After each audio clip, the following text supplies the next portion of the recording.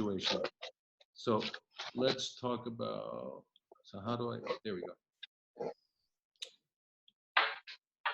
All right, so here's a picture, here's an electron micrograph of the coronavirus. And as you can see why they call it corona, because around it, those little spikes make it look like a crown. So they came up with that. Not very clever, but that's what they do. How come it's not changing? All right, that's how you do it. Okay. Now, this is the coronavirus. This is a representation of what it looks like. As you can see, it's got these little spikes, and those little spikes are how it attaches to the cell. That yellow area there, that yellow strip is the cell wall or the cell membrane. And those spikes attach to a receptor. So the cell that it's attaching to must have the receptor. This is very important to understand because, for example, a hepatitis virus cannot attach itself to the lung or the liver or the kidney or the brain or anything like that, only liver. And this virus here has specific receptors that are located, the receptors for this virus are located only in certain areas of the body. Now, this is what happens when the virus actually shows up at the cell. As you can see, there's the word number one, it says endocytosis. That just means that the cell is taking in the virus, the virus goes in, and then you see down there where it says fusion, what's happening is actually the cell wall of the virus opens up, the protein coat opens up, and the viral DNA or RNA, depending on what kind of virus it is. In this case, we're talking about an RNA virus, comes out of the cell, goes into the nucleus of that cell, and then that cell that it infected now uses its reproductive machinery to reproduce the virus, okay? Now, I want you to also look that up there at number 8, it says budding.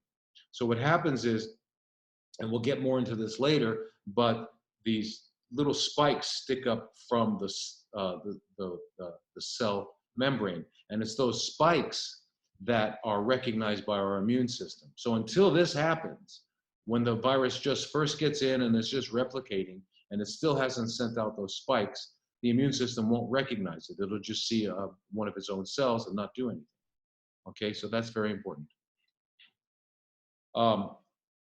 So basically, as we were talking about before, the COVID-19, as it's now called, likes two cell types in the lungs. Okay, the cilia and the mucus cells. Okay, so what happens is the cilia and mucus cells have the appropriate receptor, and that way the spikes can connect, and the whole process can happen. Once things get going, we get debris in the airways, we get cough, fever, difficulty breathing, and many people develop pneumonia. Here's a picture, an electron micrograph of the cilia cells. Now, the reason they're important, they line our entire bronchial system and the small airways. And what they do is not the small airways, but the bronchial system. And what they do is they brush upwards. They brush upwards to the throat so that you can expel it. So that's the purpose for them. And then here we have the cilia cells sitting right next to mucus cells. The mucus cells are there to produce a sticky substance so that if debris gets in, like particulate matter, a bacteria, a virus, whatever it is, it gets stuck in the mucus, and then the cilia kind of pushes it up, outward, and out. Okay, now, the immune reaction to the virus is the most important thing, and I want to try to emphasize this. Viruses are intracellular parasites. That is, they live inside of the cell. Once they get inside the cell, if they're DNA or RNA, in this case RNA, the RNA gets edited into the DNA of the host cell, and the host cell stops doing its work. So if it was a lung cell, it stops, like a cilia cell, it stops brushing, and then now it just gets busy producing viruses. That now it's got a new job. In a hepatitis virus, if it gets into the liver cell stops doing liver stuff and just starts reproducing virus. Okay. Now, as we note we showed you before, those little spikes that are sticking out. So once replication, the virus begins to be reproduced, the antigens appear on the membrane, and now that kicks in what's called the innate immune system.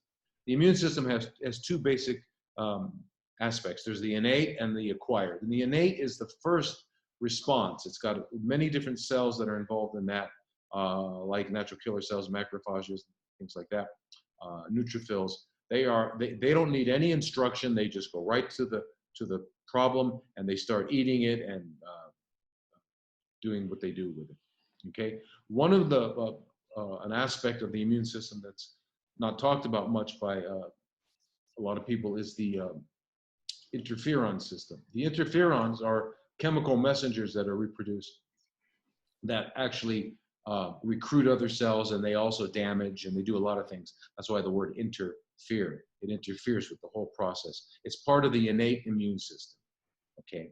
Now, the two major interleukins, which are cytokines produced by these immune cells, IL-1 and IL-18, IL-1 beta and 18.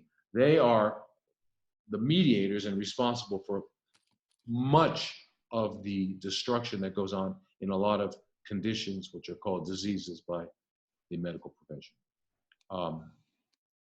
So interferon A and alpha and beta are produced by macrophages, monocytes. Then we have CD4, CD8 lymphocytes, which are T cells and natural killer cells, and interferon gamma. So all of these things start happening, and then the result is that we have the adaptive response. And that is, remember, the innate response doesn't need any instruction. The adaptive response means that these innate cells, like the natural killer cells and the macrophages, specifically in dendritic cells, kind of gobble up the virus, take a piece of it, and bring it over to the T cells and give them, it's kind of like gives them the fingerprints and the DNA and the photographs. And now those T cells become active killers, active assassins. So you can think of the T cells when they first come out of the thymus.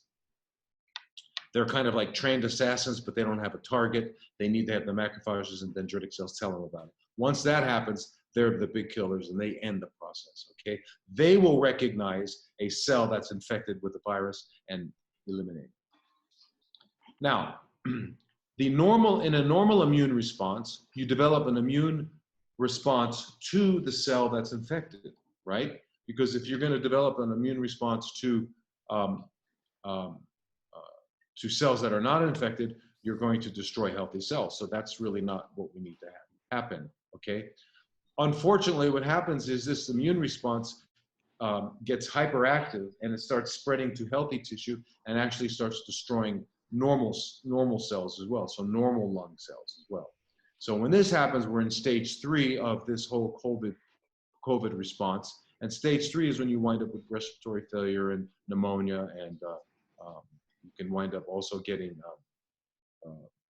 total body organ failure. One of the things that happens is that it increases permeability of the alveoli. You can see that little picture there. The alveoli are the little sacs in the lung that exchange oxygen and carbon dioxide back and forth. That's really the work. The whole purpose of the lung is to end up at that alveoli where the exchange takes place. Well, those little sacs start filling up with fluid, and of course, when they fill up with fluid, the person can't breathe, can't exchange oxygen and carbon dioxide, and basically they drown, okay? And then we have what's called the cytokine storm, which we'll talk about repeatedly. The cytokine storm is basically when the cytokines just go wild, and they're all over the body, and we wind up getting a total body inflammation. But more importantly, the lungs get totally eaten up. Now, what is the COVID-19? It's an RNA virus, and just to keep in mind, there are 3 viruses. There are DNA, RNA, and retroviruses. They all have different effects. They all do different things by different mechanisms, I mean. The coronavirus, only 7 of them affect humans, and most are mild. In fact, 20% of the common cold are coronavirus, okay? But there are 3 now that we know of that really cause big problems. This was the SARS virus that we saw in 2002, 2003, which had a 10% mortality. The MERS, which we saw 10 years later with a 34% mortality, and it's still that way. Since 2012, we've had 2,465 deaths. So that can tell you that there's not that many infections anymore. But the COVID-19, anywhere from 0.5 up to 20% mortality. Okay, we'll talk about that a little bit more. Now, the full genome of this virus was published on January 29th in 2020 by the Chinese, and basically it was 70% similar to the SARS virus. So it was called initially the SARS-2 virus and then renamed as the COVID-19. So, and I just want to talk to you about the flu for a moment, because really the SARS, this COVID-19 is really basically kind of like a flu. But the flu, the seasonal flu, 3 to 5 million cases get really sick, and about 389,000 of them die every year. Okay, the range is from up to 518,000 die. Okay, but most countries, including the US, don't have to report that. So we don't really know, since most of them are not reported, the true data about the flu. So anyway, so the way they estimate, they have to estimate using statistical models to come up with the mortality. So the truth is we really don't know what the flu is doing. Now, just here, just real quickly looking at this, I want you to just notice that the seasonal flu, according to what's reported, is 0.1% fatal cases, but we really don't know the answer. But you can see SARS and MERS have higher mortality rates, and the COVID down here is about 3.4%. So, as mentioned, the illnesses can be like the common cold we talked about, up to the severe illness. That's the MERS and the SARS. These are zoonotic viruses. Zoonotic infections means that zoo, for the word zoo, that you think about, animals are kept in jail. We imprison animals in zoos. Anyway, so zoonotic viruses or whatever other, parasites, they go back and forth between species. Now, when they go back and forth between the species, they can't just jump from one to another and then start producing disease and pathology. They need to accommodate, they need to be able to recognize these cells, so it's not really something that happens in one event. So just keep that in mind, tuck it away in the back of your head, that it doesn't just jump from bats to humans and cause a big pandemic. By the way, 60% of all human diseases, illnesses, are zoonotic. So it's not an uncommon situation. I mean, I'm including things like malaria, etc. Okay. Now, the COVID-19, the coronavirus disease, which is where they got the word COVID, right? Coronavirus disease is COVID. Anyway, the first few days after exposure, 98% get symptoms.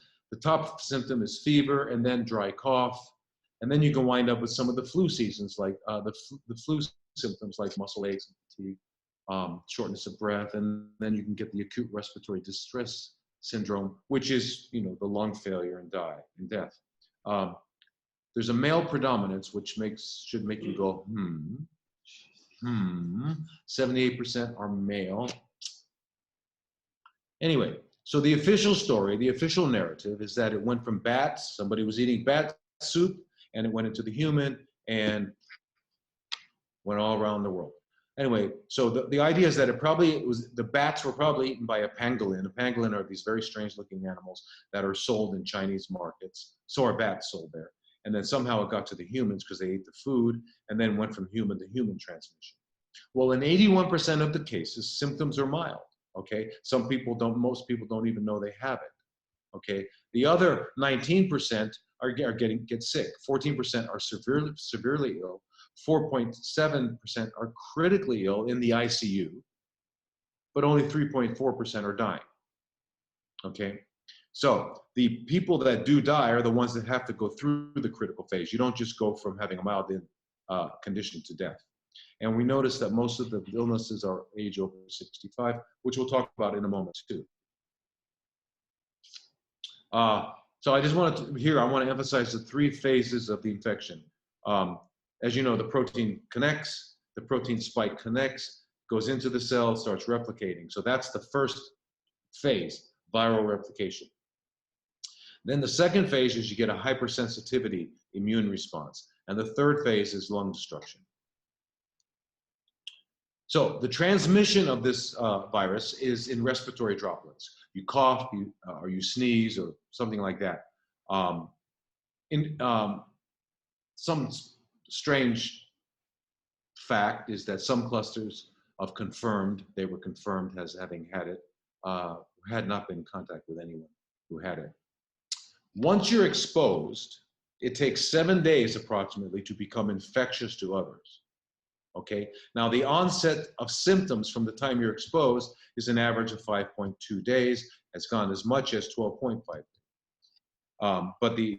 But most are anywhere between 4.1 and 7 days, the onset of symptoms. Okay, now of interest, which we'll talk about later, is that the first outbreak in the United States was in Kirkland, a suburb near Seattle, which is one of 5 cities in the United States which rolled out completely 5G because they wanted to have driverless taxis and other things, okay?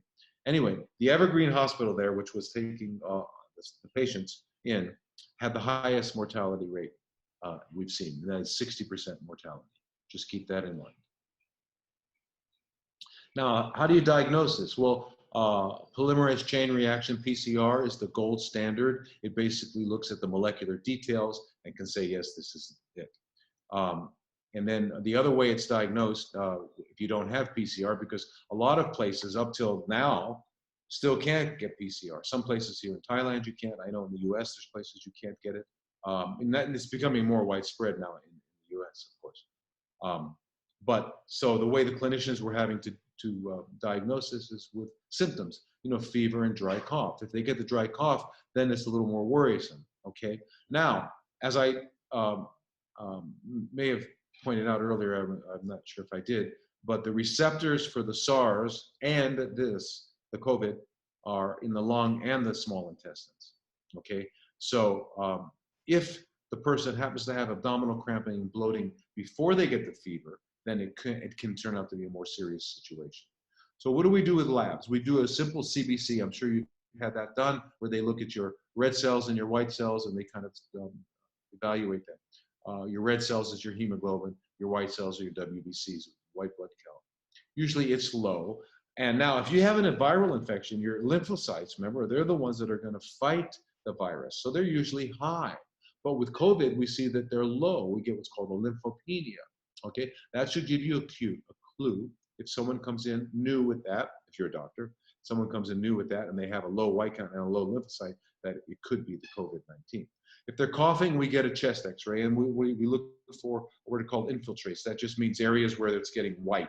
You look at a chest x-ray, it's usually black, and you can see the ribs, the white ribs. Well, in there you'll see infiltrates where they're just kind of fuzzy areas. And it's always bilateral, or usually bilateral. That means on both sides. The CT is, of course, more definitive, but not everyone has a CT available. And that has what they call a ground glass consolidation. And only radiologists know what a ground glass consolidation means.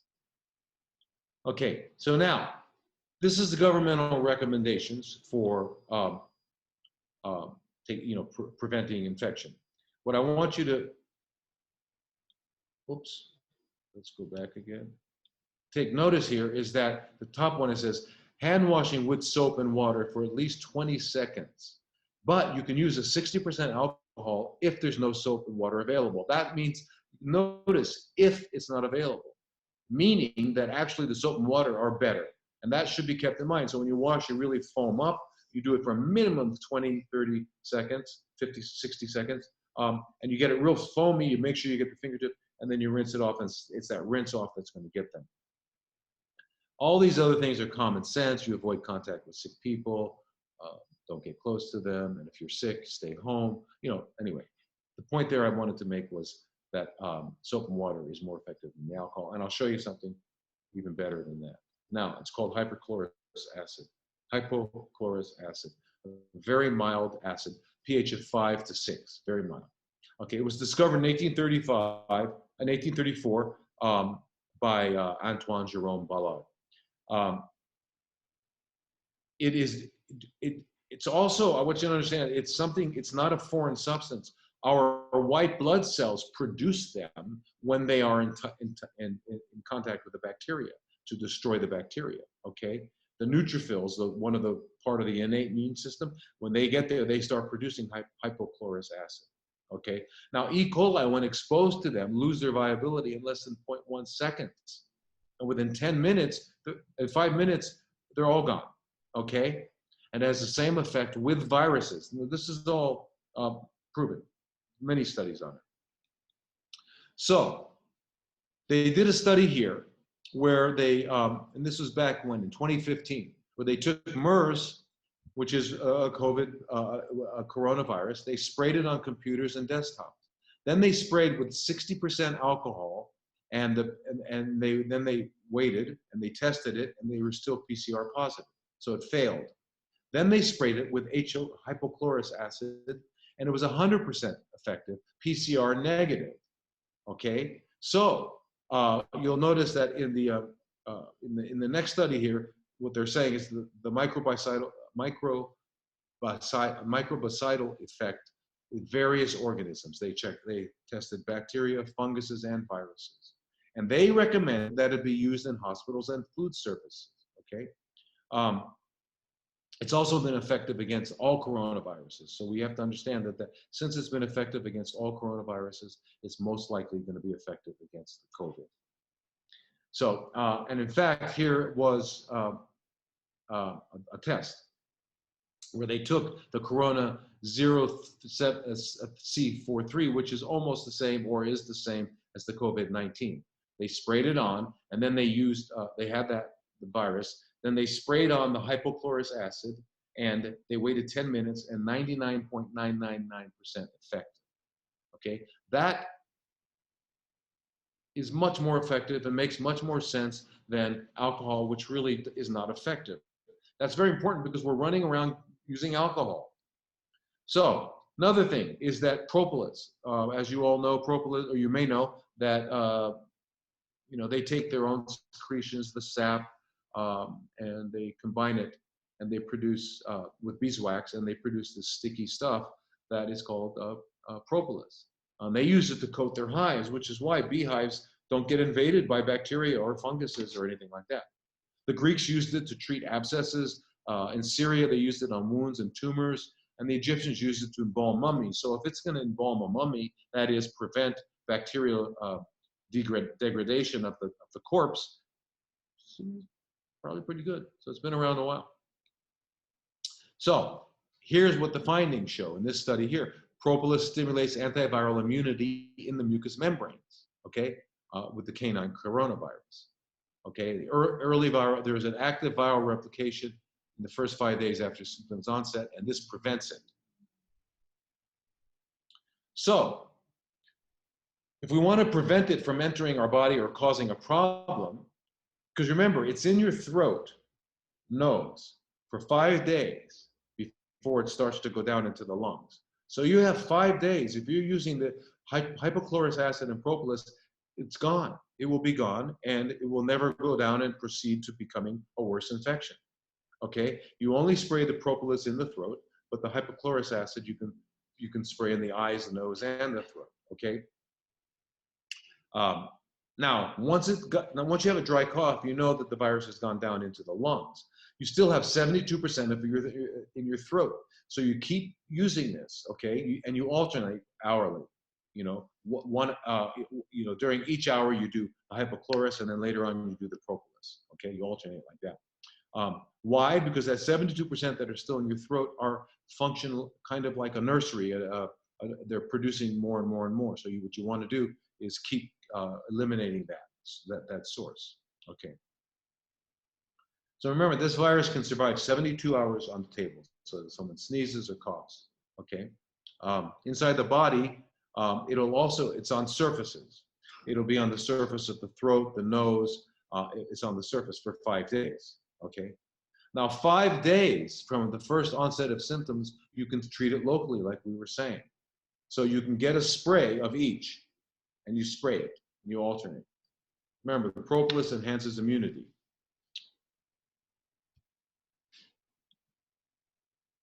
And we all need to be carrying this around rather than these alcohol sprays. Now, there's currently, quote, no treatment, unquote. And I don't understand that. I watch CNN for entertainment, of course, yeah, and Fox I mean, they're all entertaining.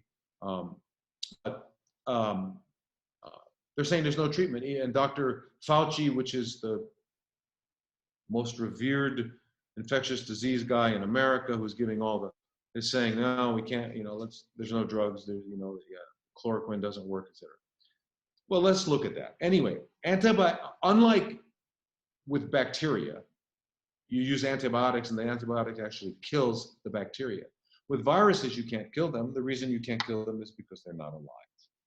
Okay? They don't breathe, they don't drink, they don't eat, they don't go to the bathroom, and they can't make babies. They require the cell that they infect for it to produce their babies. Okay, so they really don't have the qualities or the aspects that we have defined that are necessary to be categorized as something being alive. Now, an example of an antiviral drug that we all may know of is acyclovir, which is used for herpes. All the herpes, the simplex and the varicella, chickenpox, and then again the sequelae of that, which is shingles. Anyway, it basically goes into the cell and it inhibits replication. It prevents replication. So if you have the first onset of a sore in your mouth and you start taking enough of it, it'll prevent that from going on. Influenza drugs basically stop the virus from entering the cell. Okay, so the only treatment that the conventional world thinks of, or part of it, is supportive care. You're giving IV therapies, and if you go into septic shock, they put your respirator on you, they intubate you so that they can breathe for you, and then they use what are called vasopressor. These are drugs that actually clamp down the arteries at the periphery to keep your blood pressure up. Otherwise, your blood pressure drops very, very low. And that's supportive care. Okay, now, this is something very, it's not talked about much, but, and it's, oops, yeah, vitamin C, whoops, okay. The NLRP3 inflammasome, which produces IL-1 beta, which is remember we talked about IL-1 beta and IL-18, which are really the mediators of causing the cytokine storm and the severe disease. Anyway, it's very interesting. Vitamin C will inhibit that, okay? Vitamin C IV, 10 to 20 grams for 3 days, has a very high remission rate. They found this out in Zhongnan Hospital way back when the Chinese did this, okay? Also found that Alinea, which is nitazoxamide, 1,000 milligrams, which is basically an antiparasitic, 1,000 milligrams twice a day for 10 days, and chloroquine phosphate, 500 milligrams once a day or twice a day for 10 days. Or artesunate, which is part of the artemisinin family. People may have heard of that. 250 milligrams IV daily for 10 days. And this is what they were using in China. Or you can use Artemisia annua tincture, which is for milder cases. Now, again, treatment. There's no vaccine. Now, what's interesting is if you look here at this study here, they found that chloroquine phosphate was 100% effective in vitro. They also used remdesivir, which is a antiviral, and that was very helpful, especially when they combine that with the chloroquine. This antiviral is just not available in the West. We can't find it. Then the nitazoxanide, which is Alinea, it's also effective with the flu and many other viruses. So it's not like these drugs came up. They've been known to be effective with all the other coronaviruses, the Alinea and the chloroquine, coronaviruses and flu viruses and many other viruses. So they're not new drugs, but so drugs do exist that do work. For some reason, we're being told that not to use them. Now, chloroquine phosphate in the 40s, it was used to treat malaria, and then it was found also to have to be effective and safe with COVID-19 in China. So they finally, we first wrote this, it was going to be in the guidelines. Now it is in the guidelines for the prevention, diagnosis, and treatment of COVID-19. Okay. The mechanism of action is unimportant, increasing endosomal pH, blah, blah, blah, blah, but basically blocks the cell from, blocks the virus from entering the cell, okay? So 100 patients demonstrated that chloroquine phosphate promotes a viral negative conversion and shortens the disease course, okay? So that means you give it, and what happens is they go from being PCR positive to PCR negative, and they're not sick very long. Okay, so people are always doubtful of the Chinese literature, what comes out and all that. So the first Western published study here was March 13th, 2020, and it was basically Spanish and Italian researchers in conjunction with Stanford University and the National Association of Science, National Academy of Sciences. They had 100% cured. That means they were PCR negative within 6 days. So there was 40 patients, the 20 that got it, 20 were cured, okay? Few days later, the EU made it unavailable. And I think the same thing is going on in the US now, it's becoming unavailable. One has to just scratch their head and think about that. Well, here's the actual study, chloroquine. Now what they find, the message here that's important to realize is that when they added azithromycin to the hydroxychloroquine, it was significantly more effective. Hydroxychloroquine is different than chloroquine phosphate. It has less side effects.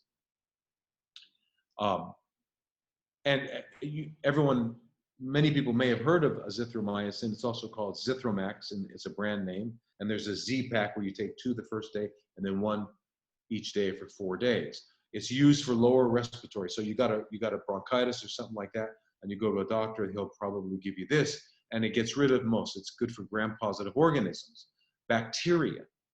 So why would it be effective in this case? Well, a lot of the problems that are associated with this virus and other viruses is what's called a secondary bacterial infection, right? Like just a common cold and your child winds up with a middle ear infection. That's because the virus has weakened this area and now the bacteria can invade. So anyway, by using the combination of the azithromycin plus the hydroxychloroquine, they had a significantly higher recovery rate. Okay. Nitazoxanide that we mentioned earlier, it's really a broad spectrum antiparasitic, antibacterial, and antivirus. Okay. It's been used for the treatment of influenza. Anyway, so it's now finally, here, influenza, coronaviruses, rotaviruses, noroviruses, hepatitis B, hepatitis C, dengue, yellow fever, Japanese encephalitis virus, and HIV. Okay, so that's pretty broad spectrum, okay? And they're looking at treating now chronic hepatitis B and chronic hepatitis C. So this it's pretty amazing stuff, and it's also for parasites. People with Lyme's disease are used to using this, okay? It basically inhibits the replication of RNA and DNA viruses. So it's now in phase 3 clinical trials, and it's been effective with MERS, SARS, and influenza. And remember, SARS-2 is COVID-19, okay? 1,000 milligrams twice a day, 10 days. Now, what about vitamin C? It's a well-known antiviral. In 1948, it published studies of it with, let me move this. Published studies with it working with polio, measles, mumps, rubella, influenza, all the hepatitis, varicella zoster, herpes 1 and 2, HIV, and the coronavirus. So it's well known. This is not new. Oops, let's get over here. Okay. Now, what I want to talk about here is something it's called the chronic subclinical scurvy syndrome. Now, we all know that if you don't have enough vitamin C, you get scurvy, and we all know the stories where people are bleeding out of their eyes and their gums, and they finally die. They hemorrhage and they get really sick. Okay, it only takes 45 milligrams of vitamin C, ascorbate, to turn that around from a terminal case. So you won't die if you get 45 milligrams. And that's pretty much 50 milligrams, pretty much the recommended daily allowance. So that's enough not to die. but it's certainly not an optimal dose. The optimal dose is depends on the person, of course. But when we look at other animals it's not a vitamin for other animals, dogs, cats, elephants, owls, animals, it's not, because they produce it. Ascorbic acid is a fundamental, essential element to keep life happening. It's part of the whole redox biochemistry system that is how we define life in terms of biochemistry. And it's an essential part of it. I mean, in our body uses ascorbates, vitamin C, to make adrenaline, to make other hormones, to steroid hormones. It goes on and on. We won't list it. Anyway, when you have chronic subclinical, means you don't have outward scurvy. You're not being, you're not bleeding. You don't appear to be sick, but all of these systems are not working. So you have the long-term biochemical consequences of chronic subclinical scurvy is just an enhanced vulnerability, okay, to getting sick. And why do we have it? Because if we look at our simian cousins in the jungle, they're eating 20 times more of foods, fresh, uncooked vegetables and fruits that have tons of ascorbate in it. So for them, they don't need a supplement because they're getting it, because they're eating according to their natures. We don't do that. The systemic inflammatory response syndrome. I want you to understand that what we're calling now the cytokine storm is nothing new. It's basically septic shock, as we talked about before. Septic shock is bacteria in the blood causing the body to just collapse, blood pressure to collapse, all systems to fail. Okay, well, when you can have those symptoms, but the blood culture, you do a culture of the blood and there's no bacteria, then we call that SIRS. Okay, so anyway, these people ultimately die. Turns out vitamin C corrects that. Okay, there was one drug they found called Exigris, and it worked, and they were using it in ICUs and et cetera. And they found out what the fundamental mechanism of action was, and that is its ability to suppress NF-kappa beta. NF-kappa beta is the central molecule in inflammation. Okay, if you block that, you block inflammation. Okay, so what else does that? Well, let's see, curcumin, quercetin, green tea, the flavonoids, vitamin C. Okay, now, so anyway, vitamin C does it all. I won't go into the details, but if you want to look at this slide later on, and you can just see it blocks all of the biochemical events that occur that result in that. Okay, now the early Chinese studies, basically, they were taking people who were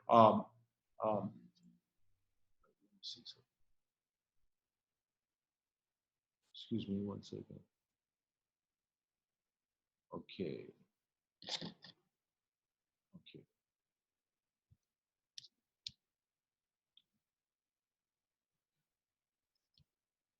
How do I get back?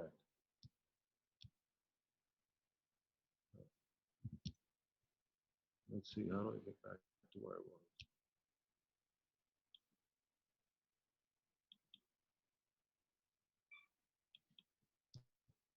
Can everybody still see me? Huh? Yeah, okay. How do I get back to full page?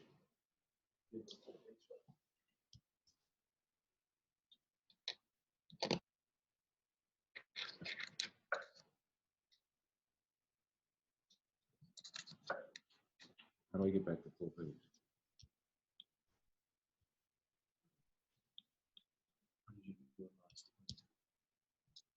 Let me just quickly.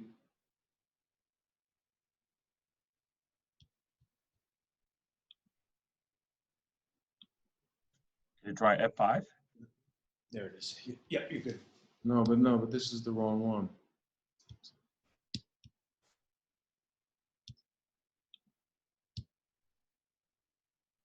Can anyone help us on that?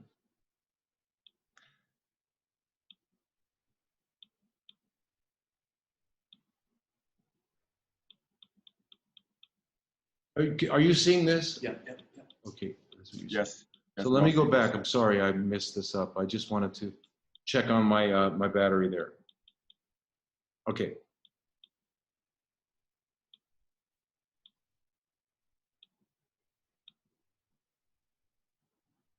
Okay, okay, there we go. Okay. So anyway, here's the early Chinese data, and what they were doing is giving really low doses for people coming in who were sick. The 100 to 200 milligrams per kilogram, that comes out to only 7.5 grams up to 15 grams. And they were giving this every 6 hours for 3 days in a row, and they were having incredible results, incredible. Now, the orthomolecular medicine is a branch of medicine that looks at using the right substance in the right amount. And that includes vitamins and supplements. And, you know, for example, well known in Canada, there was a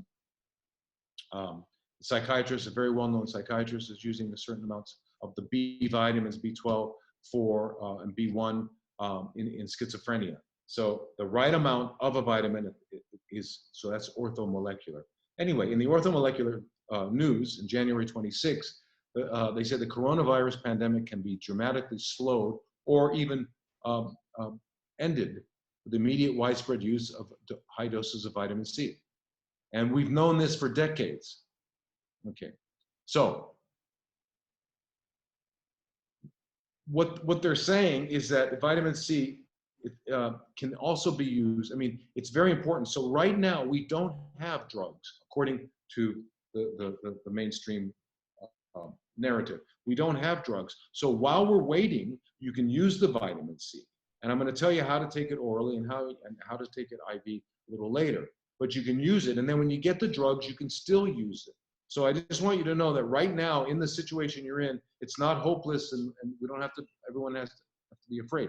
Now, Dr. Cathcart, one of the amazing pioneers in vitamin C for many, many years,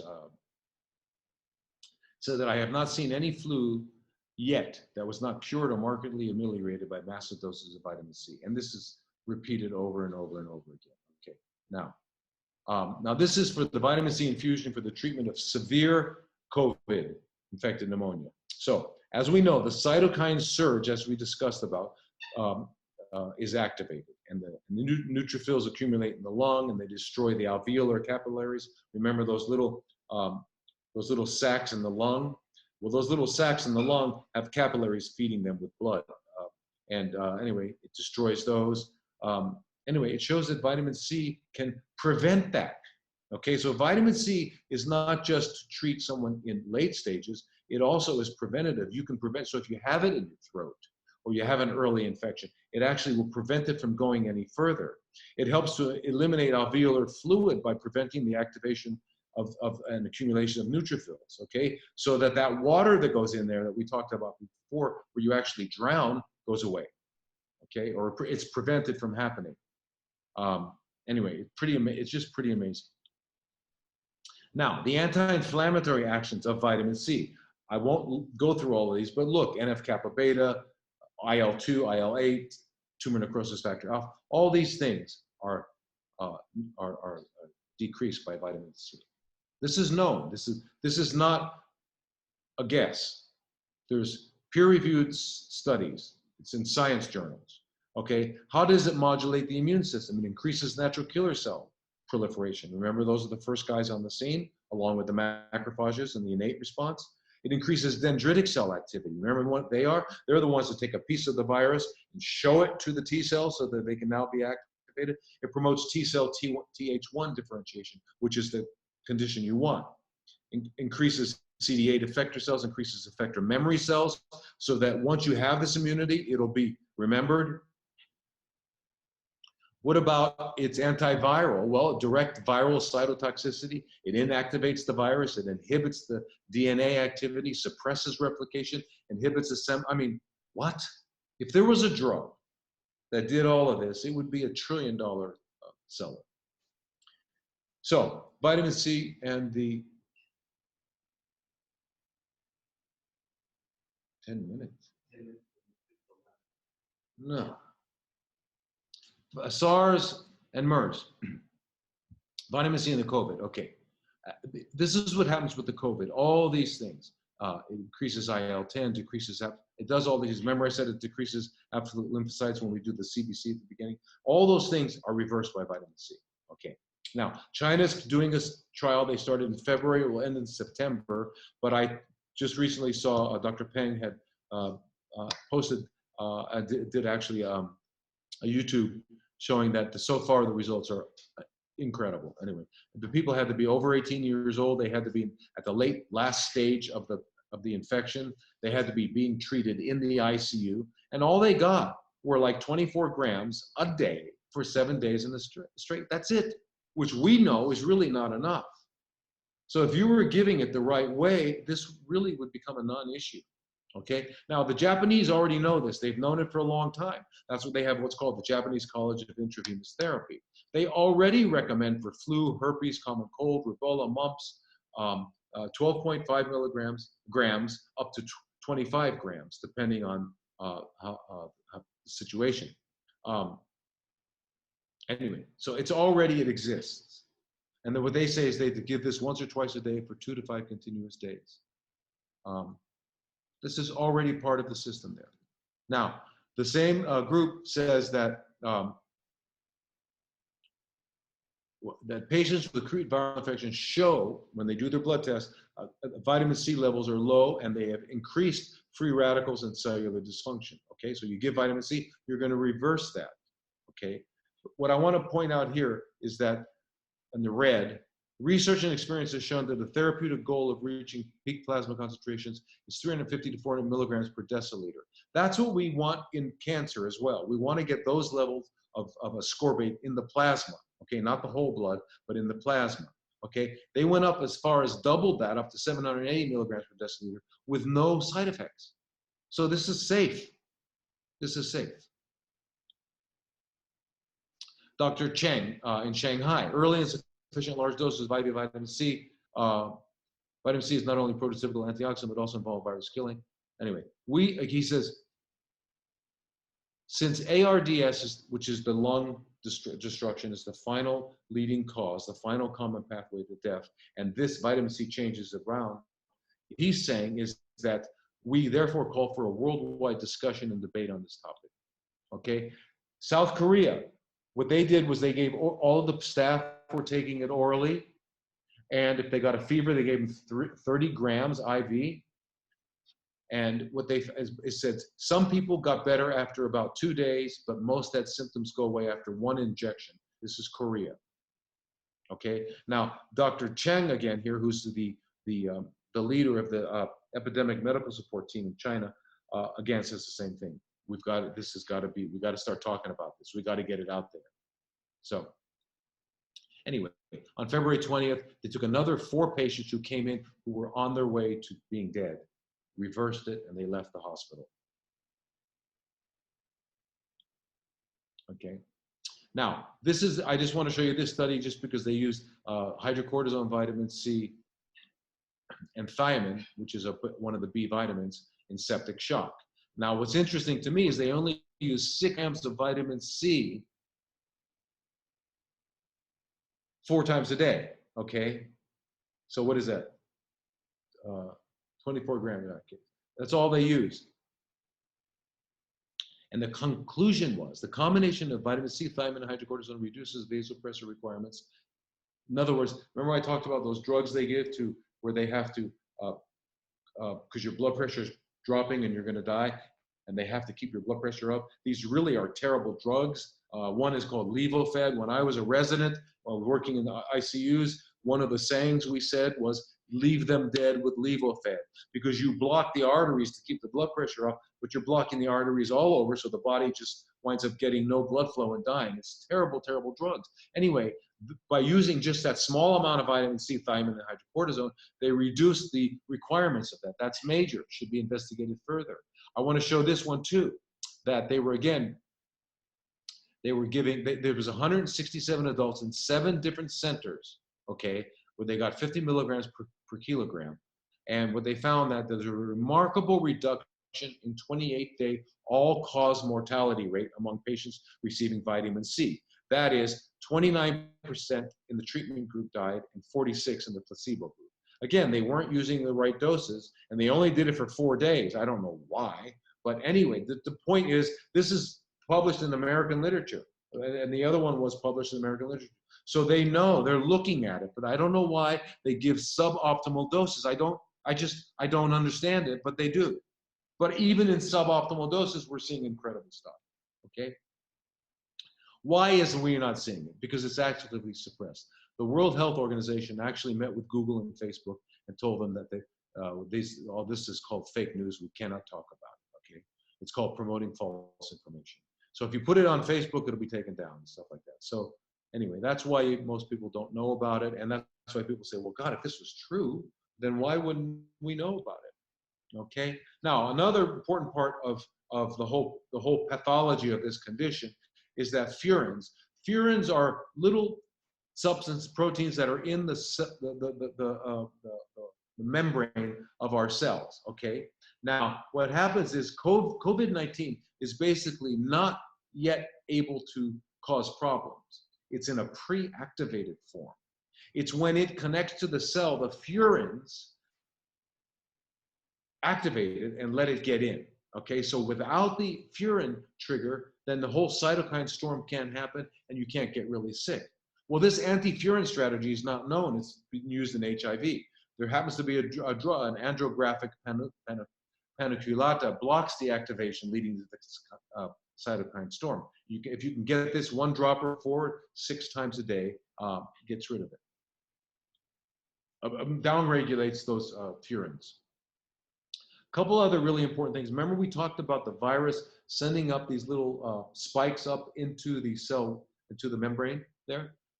They're called viroporins. Okay, so viroporins are produced by the virus, and they go up and they punch a hole into the membrane. Okay, by punching a hole into the membrane.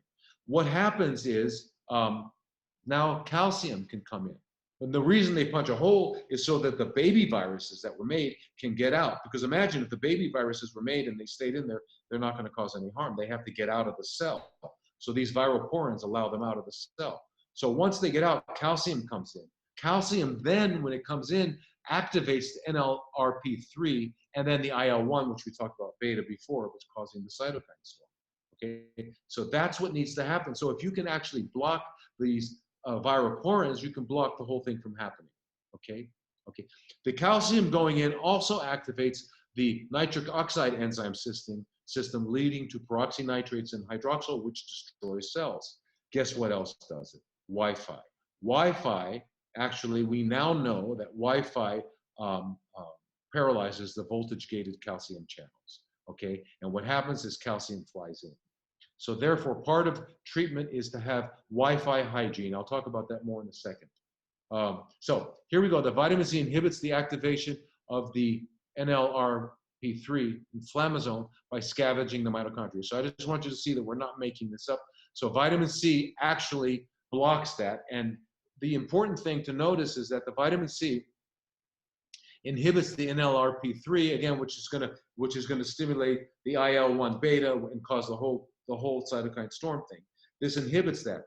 And it's not through, if you look down a little further here, I have underlined, not through the NF-kappa beta inhibition. So we know that vitamin C also inhibits NF-kappa beta, but here's another completely different mechanism where it blocks inflammation, okay? And then there's 2 other types of inflammasomes, the AIM2 and the NLRC4, okay? They're also inhibited by vitamins, okay? Now, melatonin is the most potent inhibitor of inflammasomes, okay? Melatonin is absolutely amazing and deserves a complete lecture by itself. Anyway, it reduces IL-1 beta secretion, attenuates inflammasome-associated vascular disorders by suppressing the NLRP3 inflammasome. So if a patient any age has enough melatonin, they just can't get sick from the virus. They get the virus, they can't get sick. It's the reason why 9-year-olds, people under 9 years old, hardly have any problems and they don't get sick, they don't die. Okay? Why? Because they have a lot of melatonin. Melatonin actually inhibits NLRP3 and prevents severe myocardial damage. When someone has a heart attack, it's called a myocardial infarction, it sends off an inflammatory storm. Okay, melatonin wipes that out. So he actually showed that you can reverse that. Melatonin. I just want to show you here melatonin secretion in age. As you see, in your first couple years of life, it's very, very high, and then in puberty, it starts to drop. Okay, it continues to decline, and if you look down at age 60 and 70, it's almost gone at all. Now we look over here at the death rate of this virus, and we look at most are 80, above 80, 70, 79, 8%. As it goes down, it mirrors the melatonin scale. 0 to 9 years, no fatalities. 10 to 19 years, 0.2. Up to 40, only 0.2%, okay? Now, what was interesting to note here is that the young people who were dying had high level exposure to Wi-Fi. Now, none of the pregnant mothers infected by COVID-19 admitted to the Zhongnan Hospital in Wuhan developed severe pneumonia or died, and neither did their babies. Why? Melatonin secretion in the third trimester of pregnancy is twice the amount in the first trimester. And the first trimester of pregnancy, melatonin is twice the normal.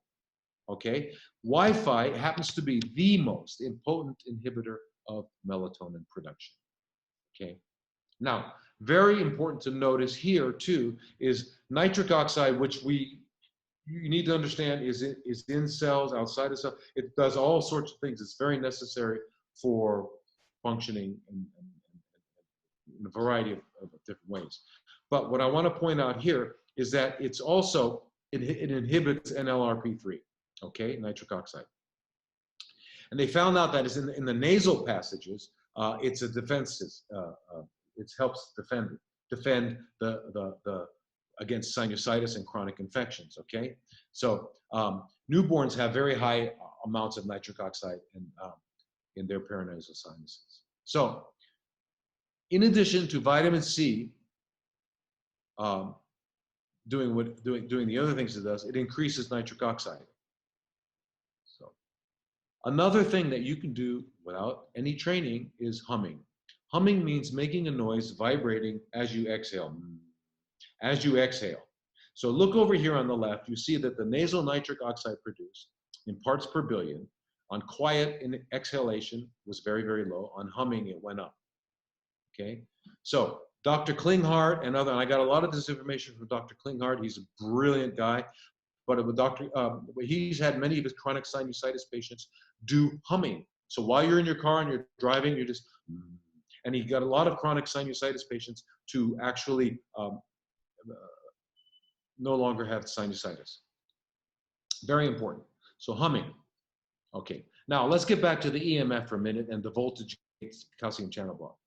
Now this Dr. Paul, one of the pioneers in this area, has found 23 studies, peer-reviewed studies, showing that these are the direct targets of EMF. If you wanted to know why EMF hurts you, okay, the low and the microwave, the non-thermal, is because of it targets the voltage-gated calcium channels. Now, how do we know that for sure? Well, they exposed animals to lethal doses of radiation, of microwave and low EMF. But they gave some of them calcium channel blockers, which is a drug we use for high blood pressure. And then the others didn't get it. Well, the ones that didn't get it died from the EMF, and the other ones didn't. They had no effects, okay? When these voltage-gated calcium channels are blocked, calcium flows in at a rate of 1 million per second. Once that gets in, it stimulates nitric oxide synthesis, and then you get nitric oxide combining with superoxide. You wind up with what they're called peroxynitrates. Look that up. They're terrible, terrible stuff. And oxidative stress. Ultimately results in the hydroxyl radical, the OH radical. Now that's the one that totally destroys the cell. That's the bad one. And by the way, melatonin is one of the most potent scavengers of the hydroxyl radical. So while you're sleeping, melatonin, if you went to bed early enough, which you don't, but if you went to bed early enough and you got enough melatonin, or you took it as a supplement, that melatonin not only makes you sleep, but it also gets up most of the hydroxyl. Each melatonin molecule can grab 4 hydroxyl radicals. Okay, it's very potent. And then melatonin also stimulates T cells and natural killer cells. So amazing stuff. But anyway, women that carry it in their the cell phone in the breast pocket. Usually, women when they have breast, it'll be in the left upper outer quadrant, or the right or left. They carry the cell phone. It's in the left. It would be in the inner quadrant. I had a friend, colleague, brilliant guy, ate raw food, was total healthy guy, carried around cell phones in his back pocket, upright against his kidney. He died of renal cancer. When they measure bone density, you're carrying the cell phone in your back pocket, you lose 10% of your density. Okay. So again, I just wanted to show you that once the nitric oxide combines with superoxide to produce peroxynitrates and the hydroxyl radical, then you get DNA breaks. The DNA in the mitochondria and in the nucleus, it destroys the protein, destroys the membranes. This is bad, bad stuff, okay? Now, the highest concentration is in the retina, brain, and heart, but it's also in the reproductive organs. It reduces sperm count by 50%, et cetera, et cetera. It also is involved in neurotransmitter release, which is why we're seeing so much depression and anxiety. And it's much, much more dangerous than X-rays. Remember, when you get up to 35,000 feet in an airplane, you're now getting gamma radiation, which produces a ton of free radicals. It can be reduced 80% with molecular hydrogen. Now, our body produces molecular hydrogen. What is hydrogen? Hydrogen is the smallest atom in the universe. Okay, it's one proton and one electron, no neutrons. Okay, but it's not stable. It's stable when it gets together with another one and it becomes molecular hydrogen. That is H2. So H2 is stable. So it's the most stable it's the most ubiquitous molecule in the universe. Okay. Anyway, it's the smallest molecule. So we produce about 10 liters a day, and as you know, only a little bit escapes. Most of it gets reabsorbed and is used. What is it doing? Well, it's a non-polar substance, which means you can go right through cell membranes. And when it combines, you look at that little formula there, H2 combines with hydroxyl radical, which is causing all the damage, it produces water. There are no biochemical intermediates that are dangerous. It is what we call a selective antioxidant. Okay, that's very important because we need to have a certain amount of oxidants, free radicals in our body to live. I mean, that's how we live, through oxidation. Okay, so you don't want to take these broad spectrum antioxidants and eliminate all of your, quench all of your oxidation. Otherwise, you wouldn't be able to. Okay, the beautiful thing about this molecular hydrogen is the selective antioxidant. It only gets the bad guys. Okay, you get a simple, so as you can see, radiation at 35,000 feet, it decreased it by 8% by taking this water, put the away, make sure it's not cold, and then let it, when it's all finally dissolved, open up and drink it quickly. It'll last for 2 hours. Okay, you can use it after exercise and you won't get so sick, etc. Anyway, Tyler LeBaron is the guy that brought this to our knowledge, okay? And Tyler LeBaron studied in Japan to do this. The reason no one knows about it is because it wasn't published in 2007 at Nagoya University. That's where Tyler went and studied it. You can look up his stuff at Molecular Hydrogen Institute, very important. Okay, so again, it's a selective antioxidant. I want to have time. Anyway, it's important in it is it increases superoxide dismutase, which is an enzyme that's critically important. It regulates the oxidation reduction balance in your body. Amazing. I mean, that's life. And it promotes the innate antioxidants. And anyway, we won't go into all these details because I need to get to everything. Now, we know that the receptor on the lung has an enzyme called ACE2. There's angiotensin converting enzyme. There's 1 and 2. Well, it's the ACE2. And we know that the SARS spike has to be in touch with the receptor, and you have to activate the ACE2 in order for it to connect. That's why The Lancet, which is a very well-respected journal, says that people that are on ACE inhibitors for high blood pressure must, because what they do is they inhibit ACE1, which has an upregulation of ACE2. So it actually, you get sicker. So if you're on an ACE inhibitor because you have high blood pressure, you need to go to your doctor and have them switch your medications and get off the ACE inhibitor, okay? Facilitates entry of the virus into the lung. It'll make it worse, okay? Very important.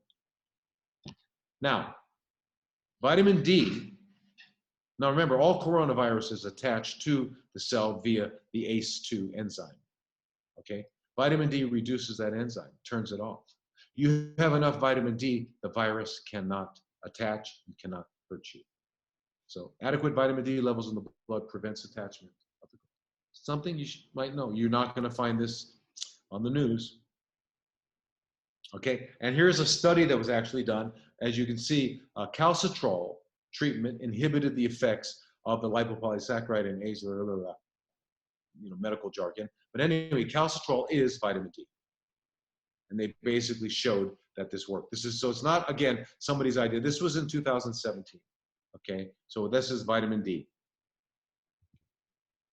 Vitamin A has been called the anti-infective vitamin because it turns on most of the innate immune system.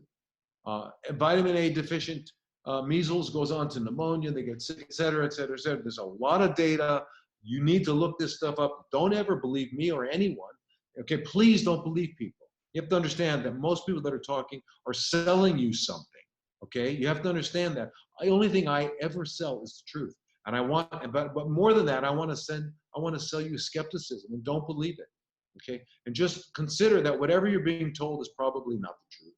And therefore you need to investigate. And I want you to investigate. That's what I want you to do. So look all this stuff up. In fact, be angry and say this is not true, and I'm going to prove it wrong. That's fantastic. Anyway, vitamin A enhances mucins, keratins, lymphopoiesis. You don't even know what this means. Apoptosis, cytokine expression, production of antibodies and function, neutrophils, natural killer cells, monocytes, macrophages, T cells, and B cells. Is there anything else? Is there anything else you need to do? No. So vitamin A supplements protection against the complication of life-threatening infections, including HIV. Anyway, zinc, another one, zinc. If you can increase intracellular zinc, it basically blocks RNA viruses from replicating. Remember, COVID is an RNA virus. So zinc was found to block, and this is the study, we won't go into, but zinc was found to block the initiation steps of this one virus, this is a different one, and the SARS. In other words, it could not reproduce inside. Zinc. Zinc. Look at zinc. Look at these symptoms. Zinc deficiency in COVID. The symptoms are pretty much the same. Another thing zinc does, I want you to understand, very important, is after age 40, the thymus gland in your chest, which is how your lymphocytes are made in your bone marrow, some of them go to the thymus and they get educated and they graduate from the University of Thymus and they have a big T on their t-shirt and now they're called T cells, okay? Well, those cells, and it does that by way of producing a hormone called thymulin, okay? The thymulin stimulates the T cells, okay? Which we need to kill cancer and viruses and other infections. Anyway, your thymus shrinks. By 65 or 70, you basically have very little thymulin being produced. 15 milligrams of zinc per day restores to youthful levels of thymulin and T cell activity. Zinc. It's in 150 different metabolic reactions in your body also. Chloroquine, again, we're running out of time. But what they did was they took chloroquine plus zinc, and they found that it was enhanced, synergistic, okay? Because chloroquine is a zinc ionophore. We won't go into that again, but basically chloroquine drives zinc into the cancer cell. So it drives it in. So if you're taking chloroquine and the zinc, it's going to get driven in. So in this study, that was their estimation that most people dying from coronavirus are probably zinc deficient. Flavonoids, all the vegetables, grains, bark, stems, flowers, tea, wine, fruits, etc. Okay, there's over 5,000 of them. Look at, there's the chemical structures of them. They are potent antioxidants, anti-inflammatories, anti-allergics, anti-hemorrhagics. They don't mutate. They don't cause, anti-mutation, anti-cancer, and they protect the liver. Okay, they block very important enzymes. Okay, they're also antibacterial and antiviral. So this is what it does. Okay, again, if you had a drug that did all this stuff, you look at the top: inhibition of NF-kappa beta, pesticides. I mean, antimicrobial, antioxidant, anti-carcinogen. What?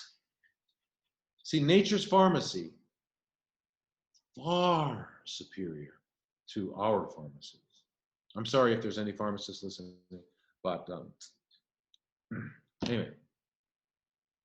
So they did a study here where they looked at 7 different flavonoids, basically quercetin, epigallocatechin gallate, which is basically green tea, and gallocatechin gallate, GCG, which is also what happens to green tea once it enters your body. It's metabolized. It turns out that the GCG was the best inhibitor, okay, of this particular of the 3CL Pro, okay. But so the important take-home notice is drink green tea all day long.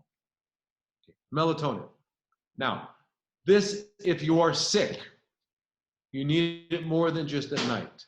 Melatonin, 60 milligrams transdermal cream in the AM, a cream, transdermal cream in the AM, and then again around 2 or 3 o'clock. Okay, that's 120 milligrams. Then 30 milligrams 2 hours after eating and at bedtime. If you're diabetic, insulin resistant, no melatonin before 3 o'clock p.m. because it turns out that melatonin actually inhibits insulin. Vitamin C. If you're sick, 1 gram every 15 to 30 minutes or every hour, depending on how sick you are. Now, you all know that if you take too much vitamin C, you have diarrhea. You get loose bowels, you get gassy and bloated and all that sort of thing. It's called bowel tolerance, and it's one of the ways that we figure out how much vitamin C we particularly need. We say you take 1 gram like every half hour or every hour until you get diarrhea, and then you know that's your bowel tolerance. That's how much your body needs. Then you take 80% of that in divided doses over the day, right? However, when you're this sick, you can take it almost every hour and you're not going to get diarrhea, okay? Of course, vitamin IV is better. If you're sick, you find someone who can give you IV. Okay. Now, Dr. Klinghart's recommendations, it's common sense. If you use your hypochlorous inhaler during the day, spray your eyes, inside your mouth, use a fogger in your home, create a hypochlorous mist in the air. You take it with you when you go out and clean things off. Propolis, again, as we said, only in the mouth. Use vitamin C every hour. Keep your vitamin D levels high. And here's something he points out, which I, as you know, anyone who knows me knows I would agree with this 10,000%, and that is, if you're not hungry, don't eat. Okay? It turns out that your body's telling you something. Calorie restriction actually facilitates healing. Okay? All animals do it. When they're sick, they stop eating. Okay? All animals. Okay? So this is not some weird new age idea. This is an idea given to us by God. Okay? How do I know that? Because all animals do this out of instinct. And what is instinct? The divine web by which all creatures are connected to God. Anyway, by the way, don't use NSAIDs, ibuprofen, etc. If you have this condition, it can make it worse. So here's what I recommend. Vitamin C, 8 to 15,000 milligrams per day in divided doses. Okay, this is preventive. Vitamin D, take 20 to 30,000 units a day, and you want to get your level above 70. So you check in 3 weeks or so. Okay, I would say get your levels up around 100, 110. Mine was 411 the other day, so you're not going to get sick from it. Magnesium, again, 400 milligrams 2 to 3 times a day. Zinc, load with 200 milligrams on day 1, and then 90 milligrams. You can even do 100 milligrams the next day, and then 90 milligrams, 30 milligrams 3 times a day, okay? Selenium, 400, unless you're at risk for the infection or you're positive, because as it turns out, this also downregulates selenium can downregulate I can't support, upregulate, I'm sorry, the ACE2. Okay. Manganese, very, very important mineral, 8 to 12 milligrams 2 times a day. Vitamin A, 50,000 units daily. Check your levels in 1 month, and you probably still won't even be therapeutic. We want to get you can check with me later about what is the therapeutic levels of these, because we deal with labs from all over the world, and we have to convert milligrams to IUs, so it's crazy. Of course, also preventative use, the hypochlorous acid and propolis, get rid of the alcohol.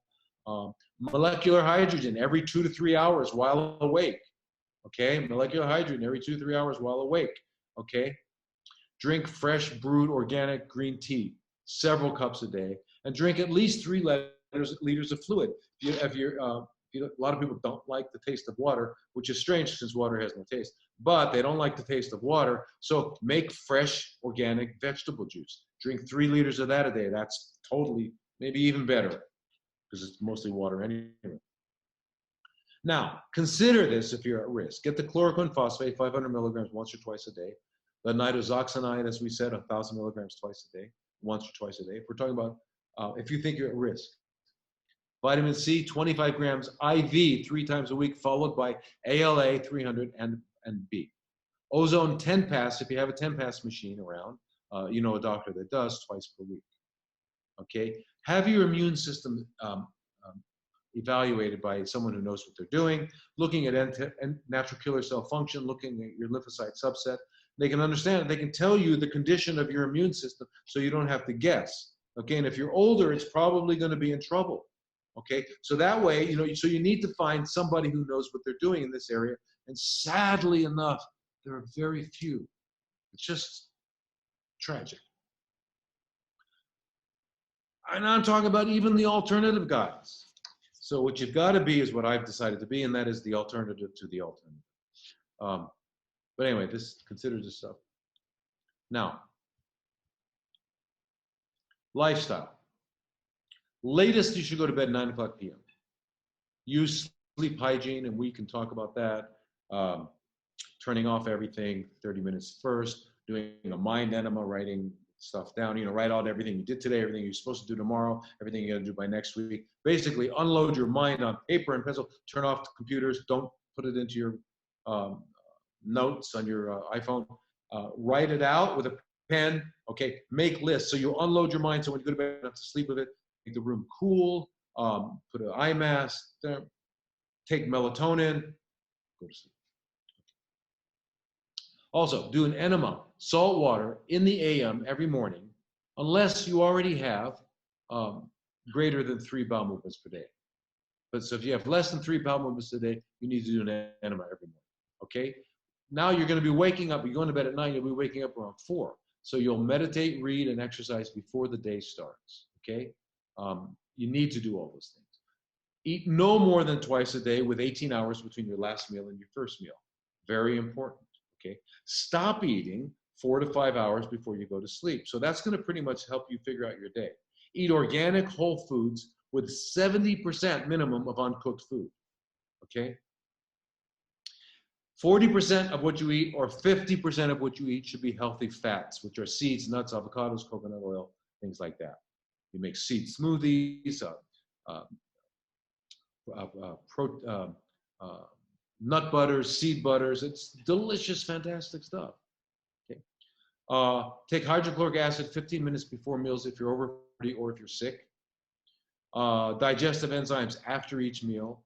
Probiotics twice per day minimum, and use a Beamer twice per day minimum. Beamer is the only machine I endorse, but the reason I do is because it's the only way that we know yet on Earth how to open up our microcirculation, which accounts for 70% of our whole vascular system. And it's the microcirculation that's actually those little capillaries that near the alveoli that we were talking about, the little capillaries over every organ. Okay, all that stuff is basically shut down when you're sick and as you age. Okay, so you need to open it up. Beamer does it.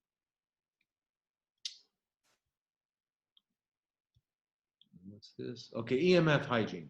Change to wired connections. Okay, Stop Wi-Fi. Use Ethernet for your computer. Use Ethernet for your, you don't have to have Wi-Fi. When you talk, use either the speaker and have the phone at least a meter away, minimum of a meter away, or use those wired earplugs. Turn off your phone when you're not using it, not just airplane mode.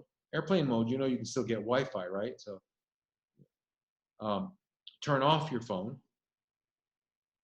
Get protective clothing. There's a place I can tell you how to get protective clothing. Protective clothing is like a Faraday, but the next one is Faraday cage bed. If you live in an apartment building, everyone else has got their Wi-Fi on. You need to live in a Faraday cage. Faraday cage is lined with like copper or some other metal like that actually blocks Wi-Fi from going in. Your cell phone won't work in a Faraday cage, okay?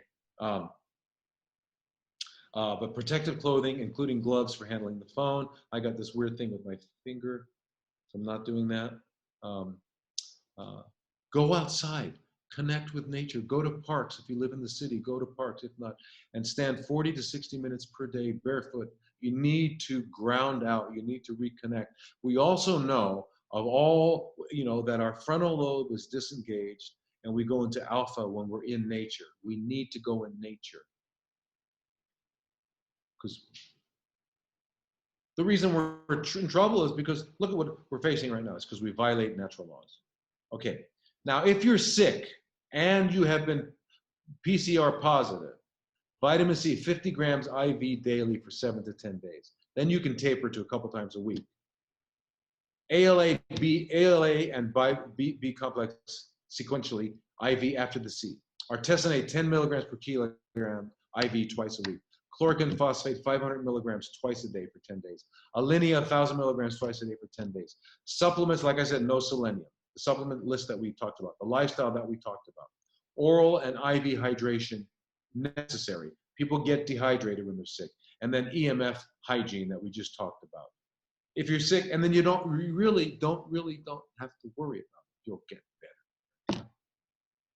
Unless I can't say 100% for anything, right? But incredibly good chance. And that's it. Okay. So I guess I don't know if we finished in time or what time is it? Thank you, Dr. Lodi. Jen, do we still have time for Q&A? Yes, we can come up with Q&A. We have some comments in the chat already. Maybe Darren, can you select one and ask Dr. Lodi? Okay. Bill, can you hear me? Yep. Hey, Bill, you had a couple of questions for Dr. Lodi. Jen, is there any chance we can turn on Bill's mic and he can ask the doctor directly? What is his ID? Just a minute, please. His ID is just Bill. Okay, if he can raise his hand so we can, yeah, I saw it. Okay. See him? Yeah. There you are, Bill. Yeah, can you hear me now? Yep. Okay, yeah, you guys, yeah, I was muted by the system. Yeah, Dr. Lodi, thanks for an incredible presentation. It was fascinating and very helpful and just really insightful. Two quick questions. One is there's been some reports around pets, and there have been a couple of positive results for presence of COVID-19 in pets, one of which they said the pet had actually died. Obviously, you were mentioning that pets sometimes react differently to it. Just wanted to know what your thoughts were on pets and proximity to pets, et cetera, and the transmission either to pets or by pets. And then the second one was around the recurring discussion around the radio wave frequencies. And you had mentioned that Wi-Fi is an inhibitor or production of melatonin. I'm just kind of curious, has that study been done in depth around all frequencies, or is it just the Wi-Fi frequencies? Because radio frequencies are everywhere. I mean, you're. Well, no. Yeah, the microwave frequencies, the low frequencies, they've been studied for sure. The 5G, big time. So, and that kind of helps you understand why the mortality rate at that hospital in Kirkland was 60%. Because basically, if you understand what the 5G is doing, or what and the other Wi-Fi is doing, is it's basically exacerbating the whole process that happens during the viral pathology. You know, opening up, it paralyzes those calcium channels, and I mean those calcium pores. And so what happens is calcium rushes in, you get the whole cascade. So it exacerbates big time.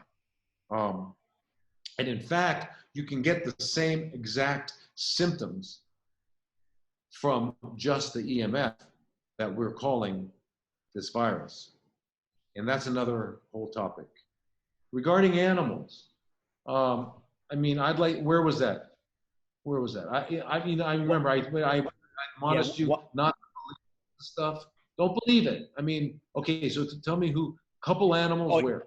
Yeah, no, it was in the news. It was several dogs and one cat what was reported. Again, I have no idea whether it's true or not. It was just in nationally televised. It would be very, very national. I'm just saying it would be very, very unusual. You know, they've already got us separated from each other, right? We're not congregating. We're not doing. Now they're going to separate us from our animals as well. I mean, what's the goal here? To freak out? I wonder.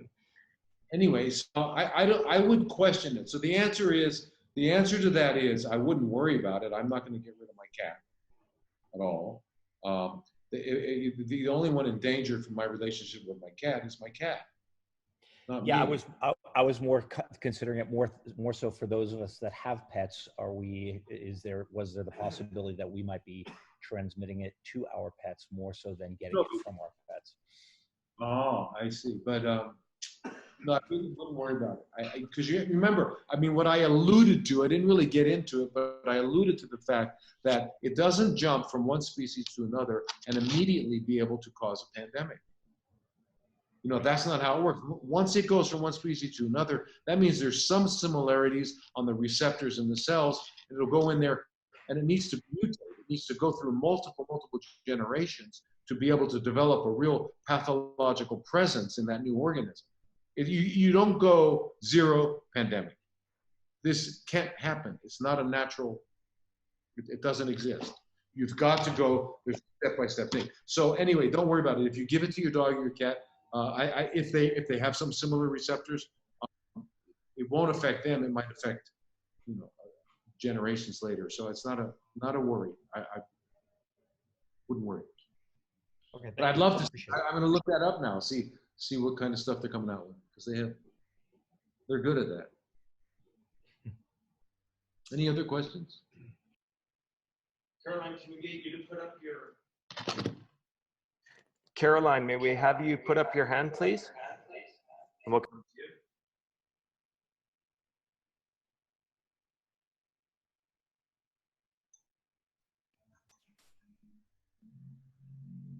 Yeah, so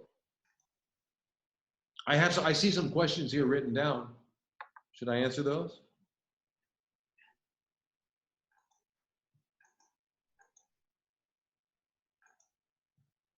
COVID is considered fake news. I'm sorry? Yep. So regarding Caroline's question, she asks that, can you please repeat why promoting vitamin C to help prevent COVID-19 is considered fake news? Thank you, I just got in. Oh, I don't, well, it's because why is that the case? Well, the World Health Organization got together, funded, as you know, the World Health Organization. One of their great benefactors is the owner, CEO, founder of Microsoft. Anyway, they got together with Google and Facebook and told them not to use these things, that these is considered fake news. And I don't know why. You can only assume that the reason they want that is because it is effective. And if people already have this, it kind of means we don't need some new drug that might come out. I mean, I don't know their reasoning, but it is considered fake news at this point. Even though we have studies with Korea and China, and now the study by the Italian and Spanish in Europe. I mean, there's more and more studies that are coming out. But are there other organizations or doctors that are kind of fighting this, saying, you know, why won't you let people know about vitamin C? I mean, that's very simple, very easy to do. Very, you know. Right.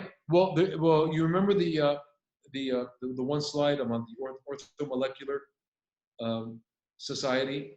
The orthomolecular society is the society of physicians that talks about vitamin C and all the other vitamins. And there's also, but they don't have a strong lobby. They don't have a ton of money. They can't really win over. They're not going to change the official narrative. You can't change the official narrative unless you have a ton of money and you're able to lobby. So that's the problem. Okay, but you're saying the Chinese actually use vitamin C? Yeah, right, for the patients. And when they recalculated their mortality rates, they're lower than 3%. Okay, they were high in Wuhan, right? And you remember what Wuhan did? Wuhan was the first city in China to roll out complete 5G, just like Kirkland, Seattle. So anyway, and so they had a higher mortality rate in Wuhan. But then as you went further and further away, it didn't. So anyway, I'm just saying that the EMF does exacerbate it tremendously. And that whole story is something that needs to be researched by each and every one of you. You need to understand this. So the point is that and we've got the American College for the Advancement of Medicine. We've got the American Holistic Medical Society. There's all sorts of societies, but even together, we don't have the lobbying power to change the official narrative. And so unfortunately, it's going to be considered fake news. I mean, vitamin D is probably considered fake news as well. Anything that's going to work that is not a drug. But here, what's really interesting is they're even trying to get rid of and downplay the effectiveness of chloroquine and alinea. It's because I think they have a new thing they want to come out with. They want to keep the path clear, and I think it might be a vaccine. Okay. Thank you very much. We have a question from Pamela. Okay. We have a question from Pamela. Once a person has COVID-19 and recovers, will they then have immunity from getting it again? Yes.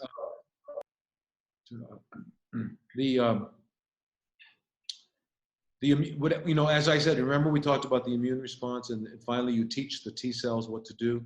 Now the T cells know they can identify that particular virus. However, if the virus mutates sufficiently, then the immune won't recognize it. So as viruses, that's why the flu, the vaccination programs, keep in mind about vaccination programs, they don't really work because the flu, people are still getting sick and dying from the flu. And we've had flu shots all over the world. I mean, how many people died last year? I mean, it's crazy.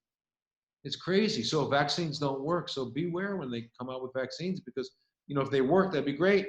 And they didn't cause harm, that would be fantastic.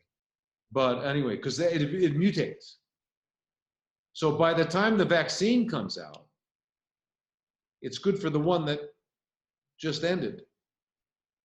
But now the new one that we'll have next season, that's why you have to have a seasonal flu shot. It almost, it doesn't make sense, but anyway. So what was the question again? Oh, so yeah, so that's the answer. The answer is that you'll be immune to that particular strain of the virus until it mutates. So which means that if it mutates several times by next year or 2 years later, then you won't be immune. Yeah. Dr. Lodi, we have another question. Would you advise taking vitamin C, IP 500 milligrams, and melatonin? And that's from Jasmine. Taking vitamin C, how much? 500 milligrams and melatonin. 500 milligrams? No, I would recommend, I have an echo here. I would recommend taking 8 to 15 grams. Okay, so that means 8,000 to 15,000 milligrams a day in divided doses. High doses, not 50 milligrams. And melatonin, minimum of 40, 60, 80 milligrams. But you know, but that other recommendation. But basically, if you're taking melatonin,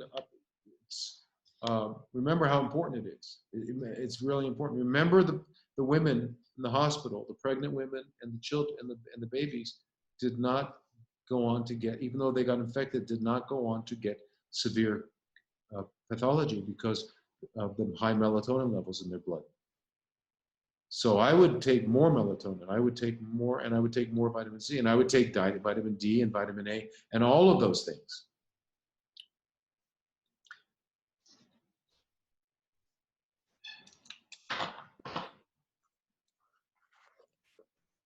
Dr. Lodi, we have one person raise her hand. Her name is Kathy. Maybe we can have her ask question directly. I will unmute her microphone.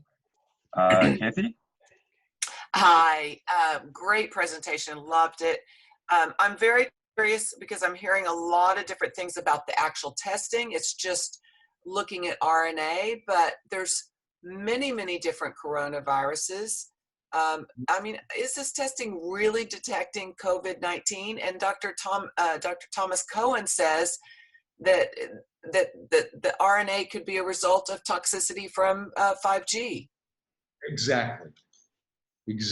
I mean, and that's what, you know, that's a big thing. You know, what's happening is that the cells are being wiped out by the 5G, and it's, you know, you're getting these fragments come out. I mean, yeah. I mean, the truth is, we don't know. You get the specimen, it goes into the lab. Who knows what they're doing? You know, we have to be careful what we say. But you're spot on. That's right. I mean, that's what I think's happening. And is it the COVID-19? I don't. You know, what I am seeing is that if someone is got positive for COVID-19 and they die of a heart attack, it goes as a COVID-19 death too. Right. So, well, I don't know if you know, the CDC has advised everyone that if you even suspect COVID, that has to go first on the death certificate, and if it's cancer, heart attack, whatever, goes second. if you say it again, if you even suspect it? The CDC sent out, I don't know if you call it a mandate or what, to all doctors, advising them that if they have a patient that dies, if they tested positive for COVID, or even if you suspect they had COVID, then that needs to be listed as first cause of death on the death certificate. And then if they had cancer, heart attack, whatever, that can be listed second. So that's artificially pushing the numbers up, in my opinion. My God. You know what? Unfortunately, we will never get the truth. Yeah. Maybe a couple generations from now, the truth might come out. But I mean, you know, those of us who are looking into it realize that there's just too many. It's too weird. You know, first of all, it's impossible, and et cetera. Right. I don't know. I don't know. So I don't know. To answer your question, I don't know if what they're testing is COVID-19 or not. And because the other thing is, when we look back at China's revised mortality rates, they were quite low. I think they're around 2% or something. I have that chart somewhere. So and that is, you know, if you find this, you know, the beautiful thing is that vitamin C and all these natural substances also they block the whole inflammatory cascade. So it doesn't matter if it was EMF, whatever instigated it, you can stop it. That's the beauty. That's the beauty, and that's why an antiviral won't be able to do that, right? Right. And let me just ask you one other question while I've got you. Will you be doing any future presentations more on how to protect yourself with EMF? Because the 5G network is rolling out everywhere. I mean, it's It's- already out in most places, but they're here in Los Angeles. They're actually installing more towers at night while everybody's inside. I know, and I know it. And they're also, it's believed that a lot of people are, the reason that the schools are closed and that the stadiums are closed and all these large assembly halls are closed is because they're installing 5G at night into these things. Right. And that when we come out of this pandemic scare, we're going to walk back right into the Well, 5G. I'm in California, and the governor actually announced that they would be updating the Wi-Fi and computer networks within the schools while we're closed. Right. While we're closed, that's Yeah, just crazy. it's no, really, I think what we should do is we need to really find a new dimension, another dimension, because it's just Right. leave, because these guys are freaks. They're freaks, Right. and they're the other side of evil. Right. So if you want to find out, like with me, you can. I mean, there's the way to get in touch with me. I have a YouTube channel and stuff like that, but a way to get in touch with me would be, I'm living in Thailand here at the Life Cove. I work here.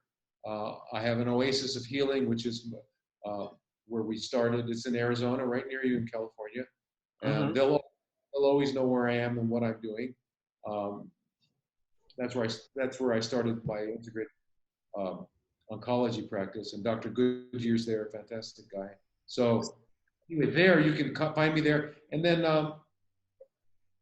my email, I'll give it to you. It's iiohealthcenter@gmail.com. IIO Health Center. Yeah, at Gmail. Okay, thank you. You're welcome. Okay, thank you, Katie.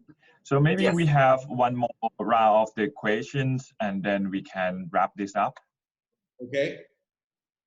Yeah, if anyone have any questions, please raise your hand so we can unmute your microphone.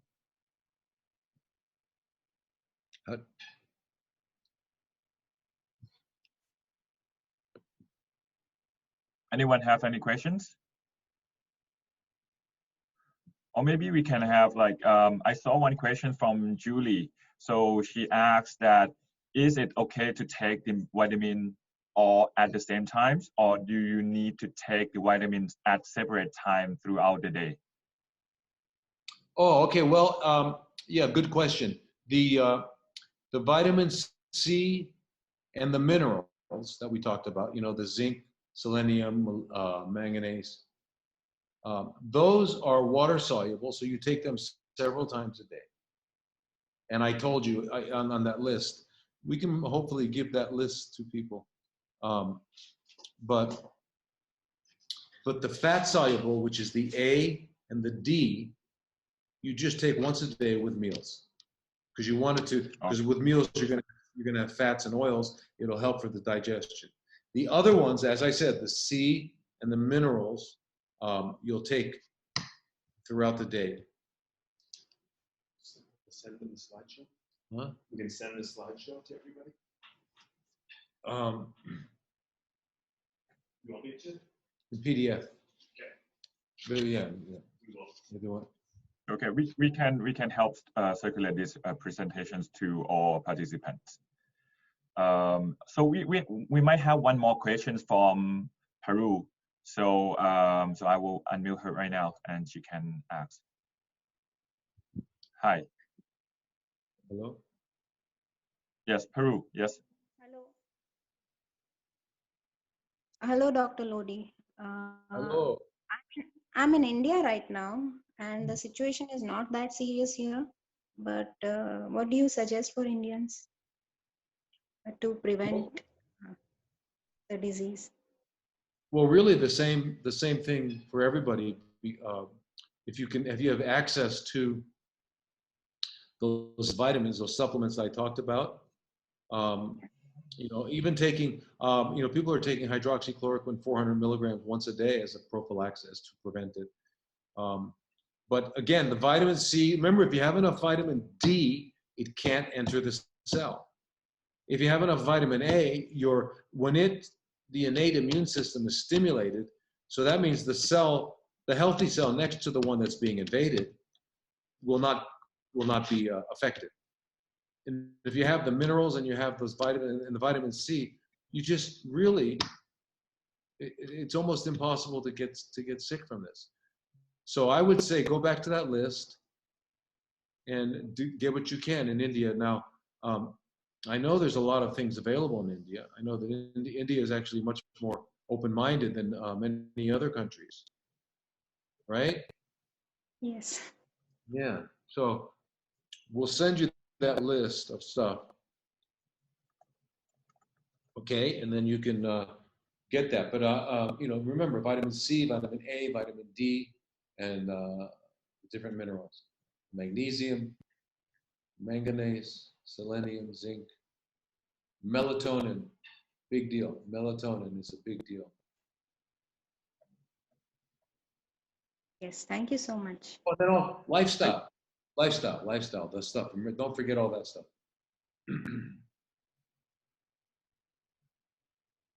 Okay. So yeah, so that's the last question. So I would like to wrap up quickly so people can go back to their works. And so thank you, Dr. Lodi and Darren, for organizing this. And we thank you everyone for joining us. This is really the first time of CanCham Thailand to organize the online event via the webinar. So we will do more. Actually, next Thursday will be another webinar that's organized by CanCham Thailand. It will be about the leader for resilience by Jane from Space Bangkok. She also a member of CanCham Thailand and professional trainer on this resilience. And also we will have the following follow-up sessions with Darren, like 2 follow-up sessions. Maybe Darren, can you elaborate more on the follow-up questions? Thank you very much, Jen. I just want to start off by thanking Dr. Lodi for an amazing presentation. Thank you very much. So next week, what we're going to do is we're going to pick up more on touching on what Dr. Lodi talked about lifestyle. And speaking next week will be Vanessa Pinto. And she is actually working at Dr. Lodi's clinic in the Oasis of Healing in Arizona. And Vanessa is a certified health coach who specializes in nutrition, exercise, and mind-body connection. And she has graduated with a degree in biology with a master's in ecology. So she's going to lay out, okay, we've got this amazing information now from Dr. Lodi. How can we put it into practice? What does it look like in the real world? So next week, we're going to be bringing that out. And what are some of the foods that we can eat to really support a very, very healthy immune system during this troubling and challenging time right now? I'd also like to say, Jen, too, that what we'll do is we'll send out as you mentioned, a PDF of this amazing presentation. We'll send that out tomorrow to all people who attended, along with Dr. Lodi's contact information, where they can get a hold of him, where they can send the questions to with him. Yep. Yes. We will do that by tomorrow and send it to everyone. So yes, thank you everyone for joining us for the first time, and we're looking forward to having you at our next webinar event on next Thursday, and also like the follow-up event of Darren on next Friday. So thank you everyone, and be safe. And yes, thank you.